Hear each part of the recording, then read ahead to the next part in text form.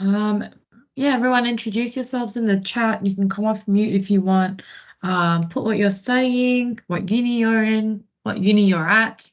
Or TAFE, or TAFE, any other any continuous learning institution, thing that you're into. anything. Yeah, just introduce yourselves so we can all get to know each other.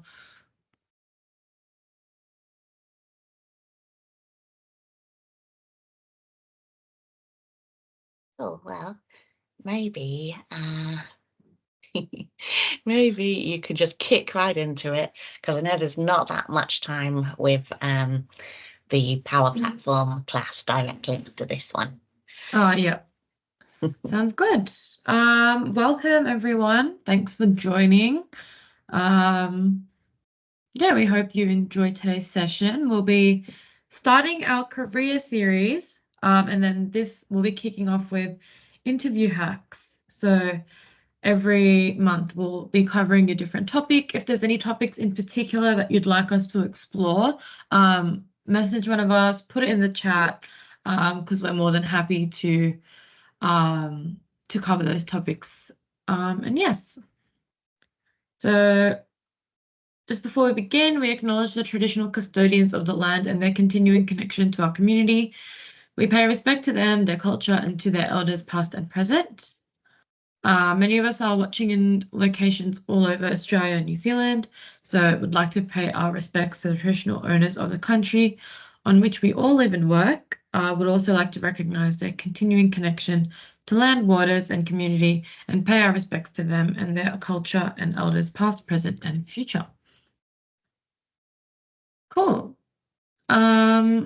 So today, Ava and I will be hosting this session.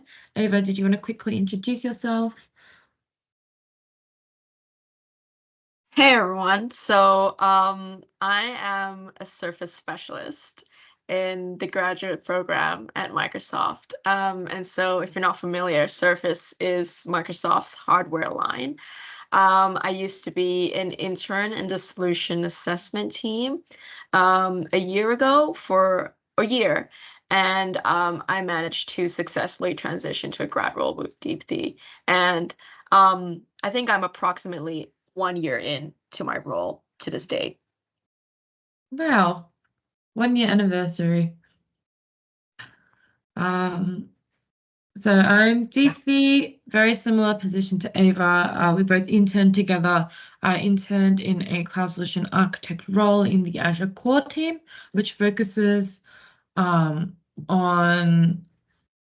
the infrastructure side of Azure, so the cloud. And then I moved over to the app innovation team, which focuses on everything apps related in the cloud solution architect role. So yeah, any questions about either of our roles, feel free to send us a message and connect with us on LinkedIn as well. Michelle, quick intro from you. I'm sure everyone knows you, but Hey everyone, I am Michelle Sanford. I lead this program with the help of all these marvelous volunteers that you see.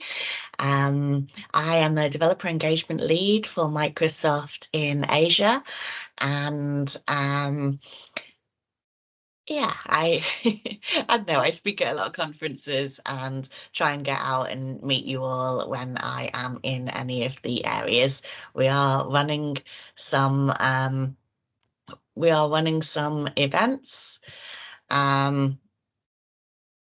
And yes, the ones that we have coming up are in Auckland, New Zealand, and in Canberra. So if you are in either of those two places, I have posted them in the chat. Yes, no need to, I'm just looking at the chat, sorry, quickly. No need to let people in the lobby. I'm watching that. I will do that. And Michael, not sure what you're asking about the certification.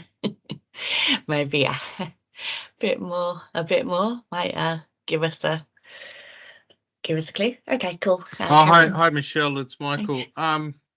Yeah, I just got a certification and it's not going into Microsoft your Microsoft Learn anymore. So It's only sitting up on Certiport at the moment, so it's a bit I'm disappointing. I'm not sure what you mean. Well, I just passed the PL 900. And you don't And- see it in your Learn profile? No, that's right. That's And I've talked to them, and they seem to think that's okay.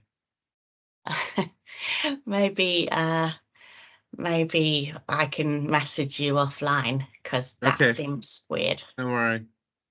Yeah, it did. It doesn't seem right to me either. But anyway. Yeah. Cool. We'll continue from there. So our agenda for today, quick MSA reminders and introduction.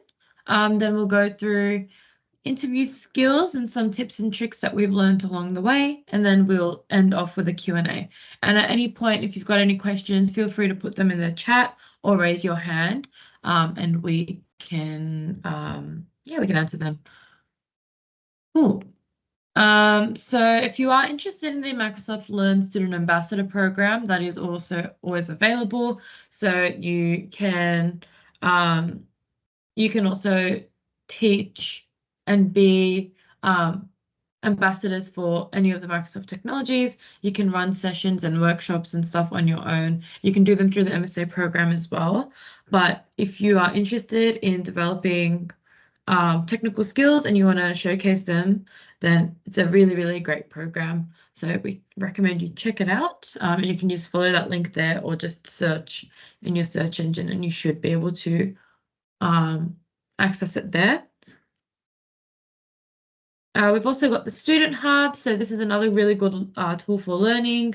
You can find lots of student pathways. You'll get access to developer packs and things that give you Azure credits, access to softwares that you have to pay a lot of money for, learning pathways for certifications, also get access to Visual Studio Code, and you can also learn about different career paths. I personally do a lot of my learning on the MS Learn site, so this one is very similar, just a bit tailored to students, but all in all, the Microsoft Learn site is amazing, and you can find basically everything you would ever need on there. All of our MSA videos are on Michelle's YouTube channel, so you can just go aka.ms/Michelle YouTube. You've got recordings from our non-technical sessions, our technical sessions. Michelle does a lot of cool talks around the world.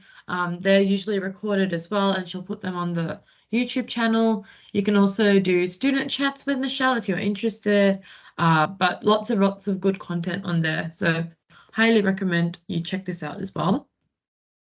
And then, yeah, they're all just separated into non-technical playlists, technical playlists. And last but not least, if you're interested in being kept up to date with any information relating to developers or technologies, we recommend you sign up to this newsletter. It is free. And you might also have things like exam vouchers that can come out on there, and just lots of nice content on there that you probably wouldn't find otherwise. So you can scan the QR code or just type in Microsoft Source and you can find it online as well. And if you have not signed up for the Facebook or LinkedIn groups yet, make sure you like those. You'll have updates on all of our events on those two websites. Cool. So upcoming after this, we've got our Technical Power Platform build series that is ongoing. We also have our career series that's just started. So the first Friday of every month, that'll take place in this time slot. And then our in-person events will be happening sometime around the May, June timeframe. So keep an eye out for that. Cool. Ava, I'm going to pass it over to you now. All right. Thank you, Deepthi.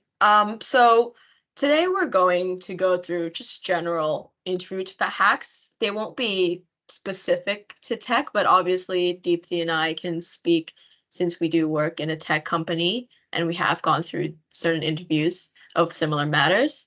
But my first question to you would be, have any of you gone through interviews yourself? If you have, put in the chat maybe how you felt about it, your experiences.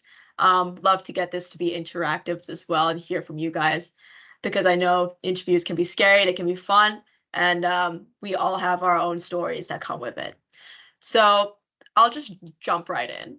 For one of the first things that I think is essential when you are interviewing or have an interview scheduled is research. All right, do your research.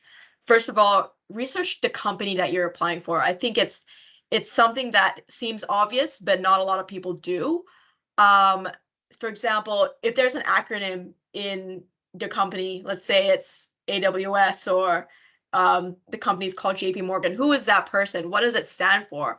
How did that company come to be? Is it, a company called SAP? Where did they originate from? They're from Germany, but maybe you didn't know that. So research the company, make sure you have that background knowledge, because the last thing you want to do is you come into the interview and you have no basic fundamental knowledge of what that company stands for. For example, when I was interviewing for Microsoft, one of the first things I did was research the mission statement. What is the value proposition of Microsoft? Okay, so Microsoft's value proposition is to empower every individual on this planet, or something along those lines. And how does that connect to you? And how is that something that you can bring to the interview and showcase your best self? Another thing that you can consider is, have they been in news lately? Has there been certain mergers or acquisitions that you should know about? What's their future strategy? And those are things that you can all grasp from the annual report. So every year they'll put something out that tells you where they see their future going, what their vision is. So that's something you can bring in and potentially impress your interviewers as well. So the second thing is to also research the role and the company values. So you want to have a clear understanding of what that company values. Is that a company that is going to make you work till 1 a.m. in the morning? Or does that company value work-life balance? Does that company value sustainability? Does it have ERG goals that he wants to meet?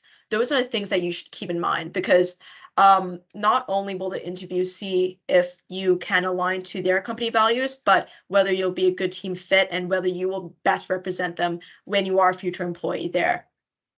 And again, you can do this by, coffee catch-ups, reaching out to people on LinkedIn that have worked at that company and saying, I know you're busy, but can I have 30 minutes of your time? I'll meet you in the city.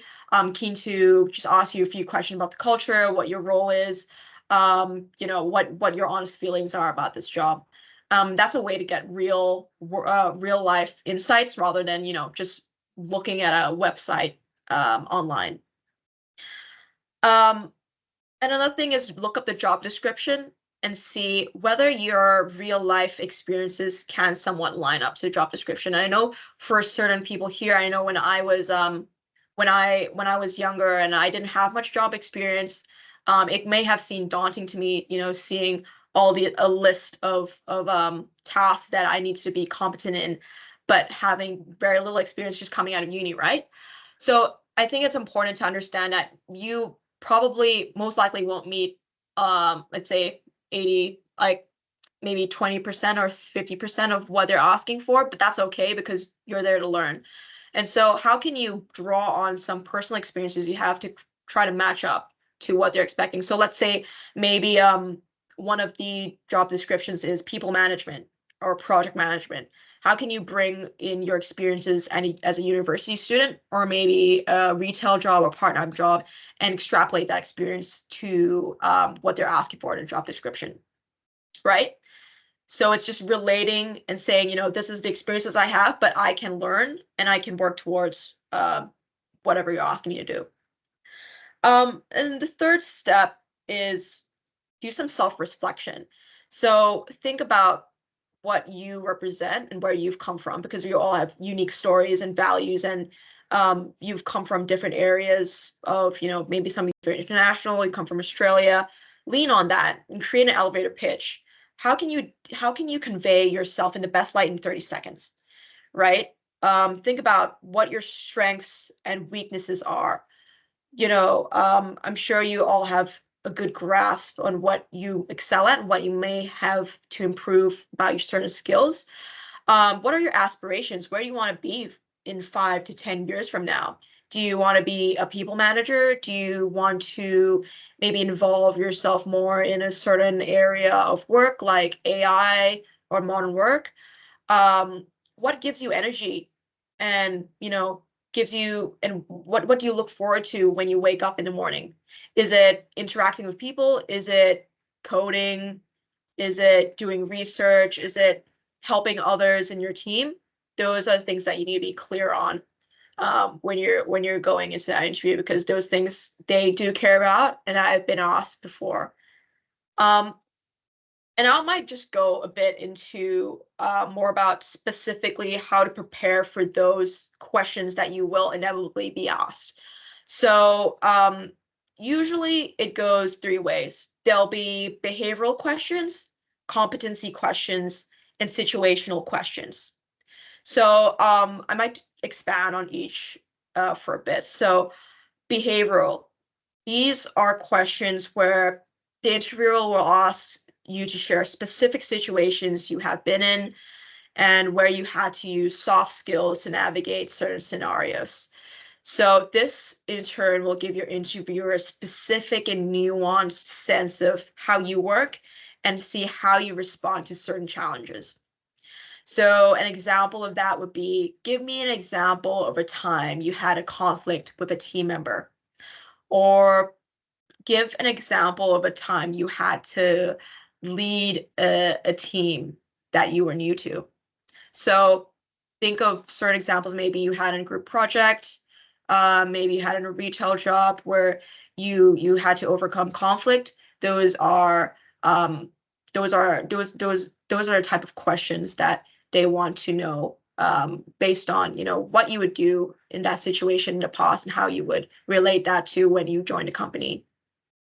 Another one I'll go through is situational. So this is asked to gauge how prospective employees will react to an office-specific challenge and circumstance. So these ones can be pretty fun to do. Some of them are pretty funny and kind of sometimes test your ethical and moral values. So I'll give a few examples. So one of them would be, can you share a time you had to take on a leadership role you hadn't fully trained for? So this would be really testing how you work on the fly, how you rise up to the situation when you're needed. Another one would be, what would you do if you made a mistake that went unnoticed? Would you risk slowing things down by addressing the error or ignore the mistake to ensure the project continues to move forward? So it's a question of, what would you do when you're stuck in a sticky situation? And I might share a personal question that I've been asked in an interview before, which I found pretty funny. So in the office, you have a coworker that occasionally takes drinks from the company fridge. The rule is that you're only allowed to take 1 drink from the fridge, but you see this coworker taking multiple every day. And you've gone up to him or her and said, hey, we're only allowed to have 1. But they keep on doing it. What would you do in that situation? Would you, talk to your manager? Would you leave it? So I thought that was a pretty funny one, which, there's a lot of ways you can go about answering that question, and that would reflect what you care about. Maybe it's not such a big deal. Maybe you brush it under the rug. Or is it a big deal? Do you tell your boss? Do you escalate it? So I think that's something that you might want to think about. And the last one is competency questions. So that's really specific to what role you're applying to. So if, for example, you're applying to a sales role, maybe they might ask you to do a role play, or take me through how would you call a prospective client. Or if you're working in marketing, tell me how you would create a marketing plan, a marketing strategy, things like that. And that's really dependent on the role you go for. And so I think I've spoken enough about this. Deepthi, do you want to go into the during part of the interview? Yeah, cool.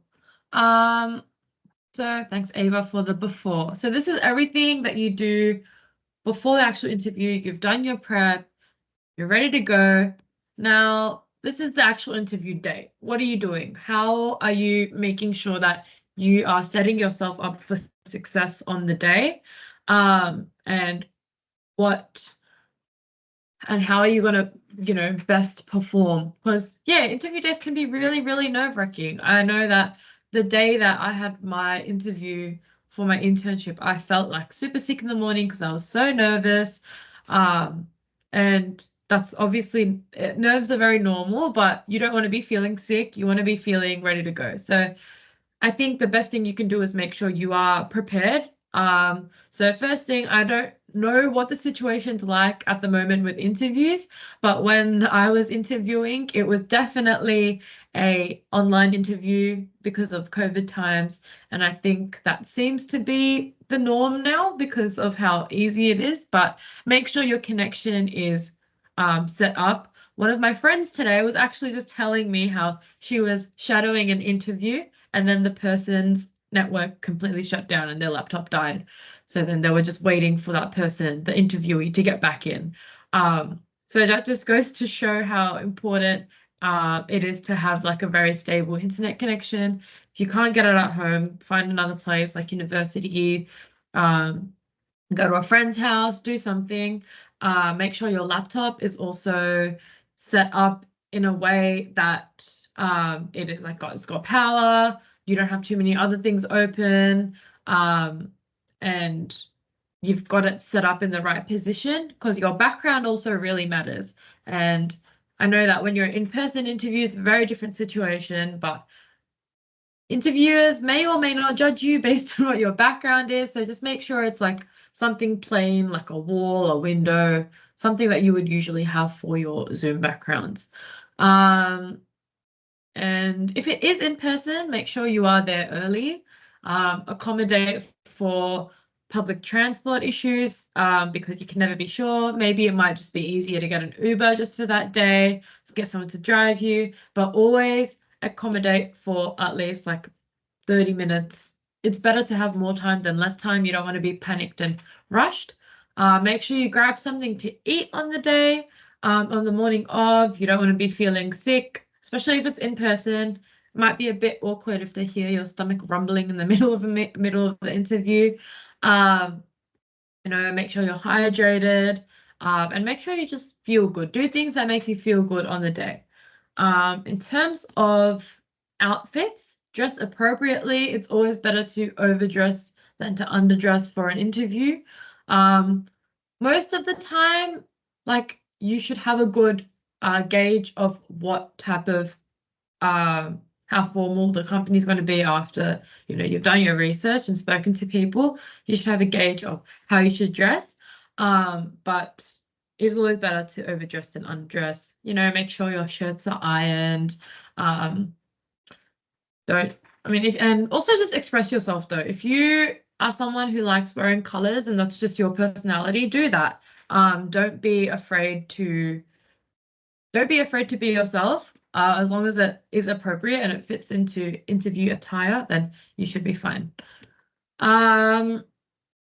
Also, yeah, I've got smile here. So first of all, make sure you're being yourself.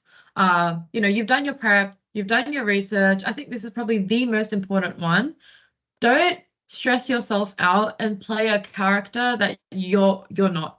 Because at the end of the day, if you get this job and you got the job on the whim of you pretending to be someone else, you're not going to have a good time there because it means you weren't a real fit for the job. So it's really important that you are yourself, because that means that if you get the job, it's the perfect job for you, and it's like a two-way win situation. Also, as I mentioned before, interviews are super nerve-wracking, and I guess the nerves come from the potential of like the negative potential. Like, what if I don't get this? What if I embarrass myself? What if I make a fool of myself? All of these things can start getting to the back of your mind. But once you remove that negative situation, you have to spin it and think of it as a positive. So, okay, I made a mistake. Okay, I can learn from it. So the next interview I can do even better. Okay, what if I don't get the job? that's okay. If you don't get the job, then maybe this wasn't the job for me. Now that I have more practice, I'll be more prepared for the next time around when I find another job that is meant for me. So once you've removed that, I feel like that eases your mind a lot more, which means that you can actually perform to a level that is better than what you would have if you were really nervous. And yes, make sure you're smiling, be friendly. Usually the interviewer will ask you something like, "Hi, how are you?" You can, say something, "How are you going? How's your day been?" Like, start it off by breaking the ice just a little bit. And think of it as like a casual conversation, just so you can ease into it. And then when they do start asking you the questions, you're prepared and you're settled in, so you're not having to like panic. Last but not least, this might be the most important part. This is your opportunity to interview the interviewer as well.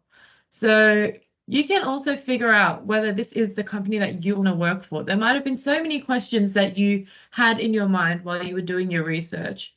And I know that, especially at Microsoft, they really appreciated asking questions at the end. I think every interviewer especially, but if you have like a couple of questions that you want to ask, then the interviewer, it makes it seem like you are also interested in working here and you do want to understand more about the company and you genuinely have a care for this. So it depends on what type of industry you're looking to get a job in.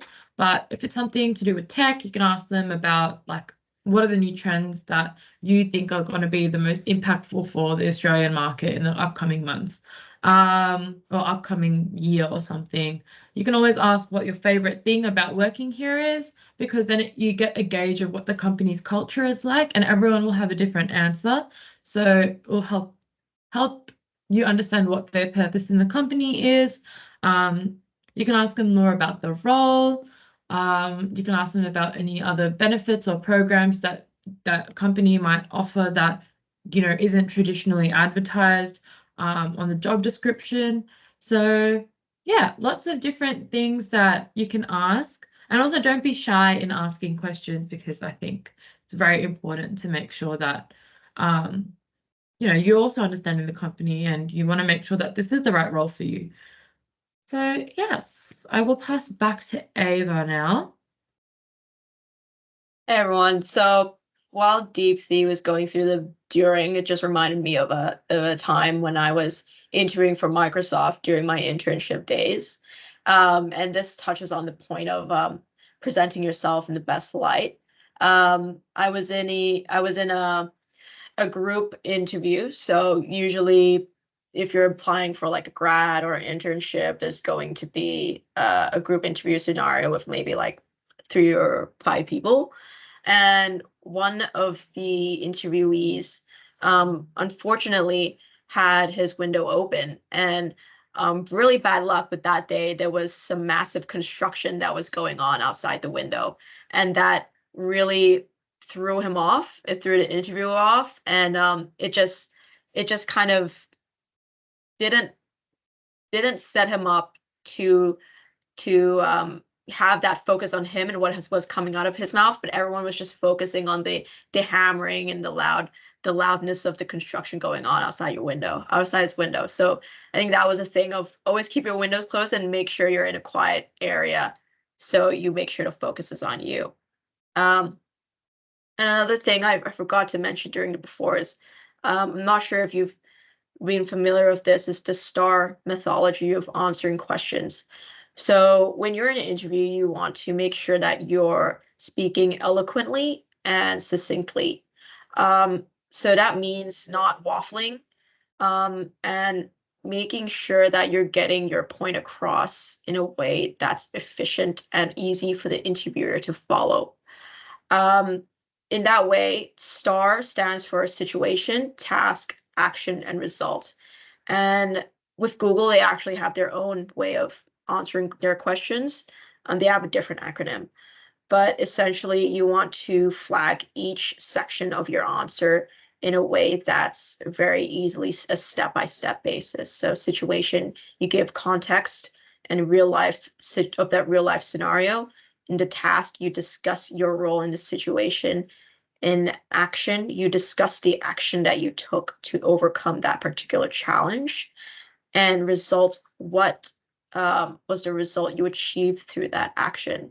So on thinking on the fly now, I might just give a random answer that I would give in an interview. I'd say, let's say I was presenting in an MSA in an MSA meetup, and suddenly Deepthi said something offensive to someone, or she shouted at someone, and I was like, whoa, that's crazy. That's totally not appropriate. What did I do in that situation? So I was a host. My responsibility was to control the situation, make things went smoothly. And Deepthi is my co-host, so I have a personal relationship where I have a responsibility to make sure that we're both representing Microsoft well. So what did I do? Action. I could say, after the MSA meetup, I had a conversation with Deepthi personally and said, Deepthi, that's not okay. How could you do that? And say, what can we change? What's going on? Is there something personal happening in your life? And maybe I might reach out to the attendant she offended and say, we're really sorry about that. That's not reflective of what we do at Microsoft, and try to soften the blow of what happened. And what was the result? Well, hopefully Deepthi and I can maintain a good working relationship while, in the next meetup, she might be more polite or calm during the situation.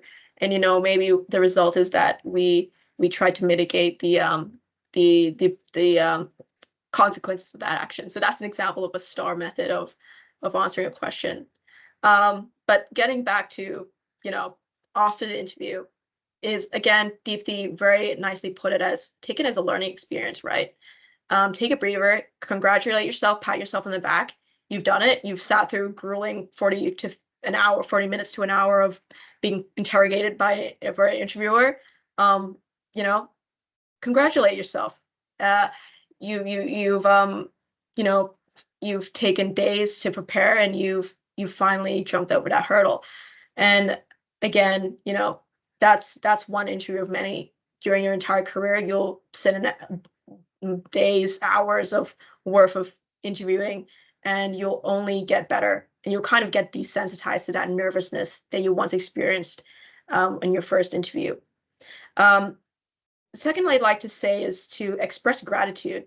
So in that situation, someone came and took time of the day to interview you. And a way to say that is to just, send them an email or connect with them on LinkedIn and say, thank you for your time today, and try to make it personal. So if there was something that you joked about, they told you something about their weekend, or you really liked the point that they said when you asked a question about, where's the future of AI, say that, that was a really good point. Maybe I did a few research. This is what I thought about it. Happy to continue the conversation. And I think this is a good time to, in that interview question, maybe you didn't answer a question as well as you thought you might have.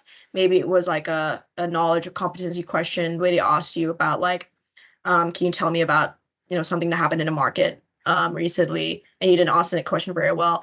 Well, this is a time to say, I did the research, and actually here is my answer that I've actually written up for you, and this is what my real thoughts are. So that's a way to just kind of backtrack and get an answer in real quick. And thirdly is to get feedback. So I think whether you make it through or not, there's always feedback to be had. So if you, let's say, get a rejection, try to reach out and say, thank you for getting back to me. Is there anything I could possibly do to improve? Or is there a particular question I stuffed up on that, didn't? Sorry, Michelle, you have a question? I just wanted to say that my best friend George, he applied to Microsoft 5 times before he got the job. And, each time, as you say, he connected to people in LinkedIn. He spoke to them after, like, sending his thanks, or, like a follow-up question or something in LinkedIn. And so by the time he was in his final round applying, he already knew all the people that were interviewing him. And he'd already made a really good impression on him. And you shouldn't feel like you apply once and you get rejected and it means Microsoft hates you. That's not the way. It's just that Microsoft gets thousands of applicants. And so you can continue to build up your network, and you can continue. He was doing his Microsoft certifications during that year. And so by the time he applied, he had more certifications than anyone in the team that finally hired him. And he knew all the people and he was connected to them all. And so it was kind of a no-brainer by that point. So don't take it personally, learn from it and grow from it. And as Ava and Deepthi have said, you know, connect to the people, ask them good questions. Did you talk about questions, you know, at the end of the interview where they say, have you got any questions? Did we talk about that? Yeah. Yeah. Yeah. Yeah. Yeah, I 'cause think that's a really good example, Michelle. I Mm. think, you know, you hit her friend. What was the message he was sending? He sent that he displayed that he was resilient, you know, and he tried again and again. And that's something that I think a lot of employers value, is resilience and determination and that drive. So I think that's a Yeah. fantastic example there. Don't let it turn you bitter is like a really important thing, because it's not personal and it's not a reflection of like you as a person. It's very situational, and there are so many factors that come into play when it comes to hiring and interviews and all of these things. So you just got to keep trying, brush yourself off, and keep going, because you will find the role that is perfect for you. And it's luck as well. It's a lot of luck. I think Deepthi and I are very familiar with how lucky we are to have gone into the graduate program, because, you know, in this situation where, you know, roles are just being cut, or, you know, there's just so many people applying, you don't, you know, maybe someone might have a really close relationship with an interviewer, or it could be his son, maybe. So it's luck. It's down to luck. And I'd say you get more lucky the more times you try. So I think the last thing we're going to end on is record what questions you were asked. If you found there was a question that really stumped you, write it down. You know, I wrote that fridge question down because I was like, wow, that was crazy. You know, I might need to think about it a bit more and try to frame what my ideal answer to that question would be. So, and at the end of it, you'll have a really great list of real life questions that you've been asked in interviews, and you'll be prepared to, like, you know, flip it out and pull it out of your brain at a moment's notice, and it'll be like, you know, just a flick of your nervous system, really. Yeah. Yeah. I was just going to say, it almost becomes like a bank of questions and answers that you have stored in your mind. And then you can also like mix and match. It's also, you can also exaggerate the truth. Like, you'll have a situation and you can mold it into whatever fits the question. You know, as long as it is somewhat relevant to your life and you have lived an experience that is similar to the answer, then I feel like it is more than okay to mold and shape your answer into what the interviewer is actually asking.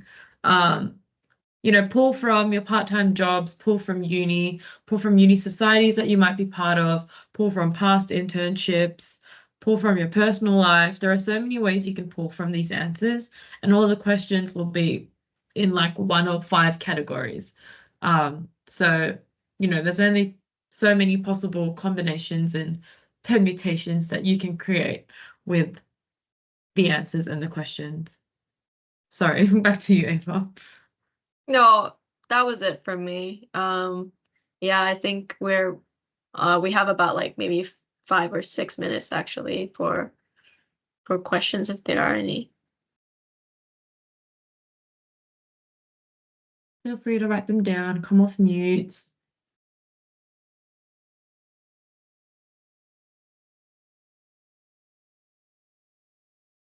Hey guys, it's Brad here.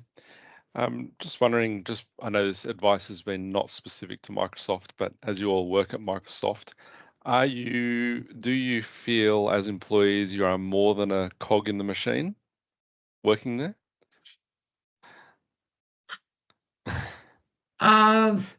Who wants to go first? Yeah. I definitely do, because I feel that Microsoft employs everyone for what they individually bring to the team. So the fact, even though, each of us has like a job description, which is supposed to standardize what we do in our role across the organization. So everyone in that role knows what they're supposed to do and knows what their place is.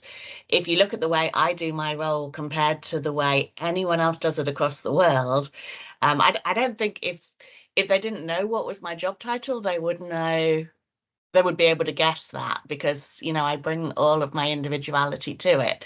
And you see that in all of our strongest employees, they are who they are. And what makes them successful is those individual skills that they bring that make them different than everyone else. I think the whole cog in the machine thing, you would have to be,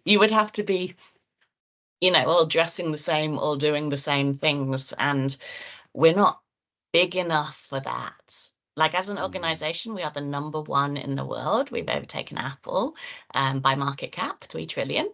But we don't have more employees than them. We don't have more employees than Google. We don't have more employees than Amazon, because we don't need them. We just have, we bring our individual strengths, and it makes us more than that. Okay. And just a follow-on question. There, all of the tech industry and all the big companies have had many rounds of layoffs over the last few years, and it's a pretty consistent trend over the last few years. Microsoft 10,000 last year, 1,900 already this year, I think. Do you feel stability in your roles with Microsoft? Yeah, It's not so something like you. the 10,000 that was laid off last year, it was a small proportion of what we'd actually hired the year before. So we were still a bigger company than we had been the year before. All of those people that were laid off were picked up really quickly by the next tier of tech companies down. So one of my colleagues, Simon, he works at Insight now, which is a really great company. And I hope that he will get to come back in a couple of years, because I really miss him. But he wasn't out of work for long. Okay. He was snapped up, really quickly. There is plenty of work for people working in tech, for people who are adaptable. It's just that, all those big companies obey what the stock market tells them. Of And course. they laid off a lot of people because the stock market said so. But our market share is growing, our profit has grown massively, and we need more people again in order to deliver more business. So we are hiring again now, and we will continue. I think that will ramp up after we get into the new financial year. I would never worry about a career in tech. As long as you exhibit that continuous learning mindset, there will always be plenty of roles for you to do. But if you if you scare easy and you don't like change, this is not the industry for you. Yeah, yep, definitely. Excellent. Thank you. I think another thing is that a lot of the friends and colleagues that we had were very capable, talented individuals, and they had absolutely zero control over whether or not they were laid off. It just came from corp, and I think it's an extremely tough situation to be in. But I think the light at the end of the tunnel is, I think a lot of people who were laid off made those really great relationships while they were in Microsoft, whether that be with partners, people that like clients even, and they were able to make that really quick jump to a company that works adjacent to Microsoft as well. And to your responses of a cog in a machine, I think that that's really dependent on the culture. I think with other companies I've seen where the turnover may be like a year or two. I think you see that a lot in maybe big four companies or investment banks, law firms. I think with the people I work with around me, they've stayed for like decades, years and years. I think there was one manager that's been here since he was a grad, and he's a very high level up manager right now. So, and Microsoft do value work-life balance and mental health. So I think that that indicates that we don't see people as just a cog in the machine. that's, you know, easily replaceable and maybe things might not run so smoothly. We try to take care of our employees as best we can. I think we have mental health leave as well.